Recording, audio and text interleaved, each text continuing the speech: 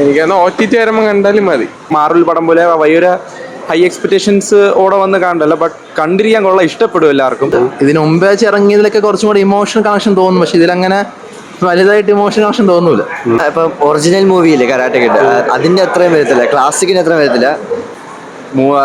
മുമ്പുണ്ടായിരുന്ന 2 പടങ്ങളും കണ്ടിട്ടാണ് വന്നത്, ബട്ട് സ്റ്റിൽ കൊള്ളാം, നമുക്ക് കണ്ടിരിക്കാൻ കൊള്ളാം. വലിയൊരു ഹൈ ഇപ്പം മാർവൽ പടം പോലെ വലിയൊരു ഹൈ എക്സ്പെക്ടേഷൻസ് ഓടെ വന്ന് കാണണ്ടല്ലോ, ബട്ട് കണ്ടിരിക്കാൻ കൊള്ളാം, ഇഷ്ടപ്പെടും എല്ലാവർക്കും.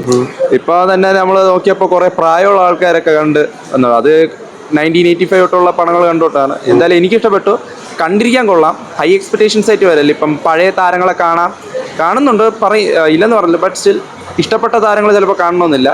കണ്ടിരിക്കാൻ നല്ലൊരു കഥ തന്നെയാണ്. കുഴപ്പമില്ലായിരുന്നു. കരാട്ടെ 2010 ഇറങ്ങിയ കരാട്ടെ വെച്ച് നോക്കുമ്പോൾ അത്ര എത്തില്ല, ഇമോഷണൽ കണക്ഷൻ അത്ര വലുതായിട്ടില്ലായിരുന്നു, പക്ഷെ കണ്ടിരിക്കാൻ കൊള്ളാം. പക്ക ഒരു തിയേറ്ററിക്കൽ എക്സ്പീരിയൻസ് ആണോ?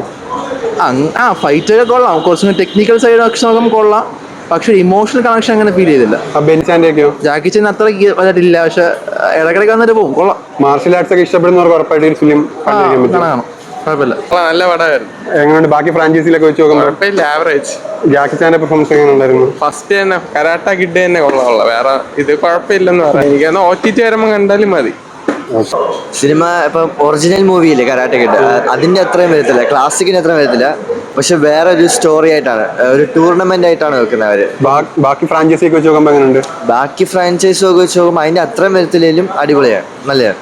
ബാക്കി ജാക്കി ചാന്റെ പെർഫോമൻസ് എങ്ങനെയുണ്ട്? ജാക്കി ചാന്റെ പെർഫോമൻസ് നല്ലതാണ്, വലിയൊരു പാർട്ടായിട്ടില്ലെങ്കിലും ഉണ്ട്, മെയിൻ ആയിട്ടുണ്ട് ജാക്കി ചാൻ അവിടെ മറ്റേ കരാട്ടയിൽ പഠിപ്പിക്കാൻ വേണ്ടി. ബെന്നൊക്കെ എങ്ങനെയുണ്ട്? ബെന്നിന്റെ ആക്ടിങ് നല്ല അടിപൊളിയായിട്ട്. ഓപ്പോസിറ്റ് റോളൊക്കെ എങ്ങനെ ഉണ്ടായിരുന്നു? എല്ലാവരുടെയും നല്ലതായിരുന്നു, വില്ലന്റെയും ഐ മീൻ അതിന്റെ ഓപ്പോസിറ്റ് എനിമിയുടെയും എല്ലാവരുടെയും നല്ലതായിരുന്നു. നല്ല മൂവിയായിരുന്നു. ഞാനും മാർഷൽ ആർട്സ് ചെയ്യുന്ന ആളാണ്, ഞാനൊരു 14 വർഷമാണ് മാർഷൽ ആർട്സ് ഫീൽഡാണ്.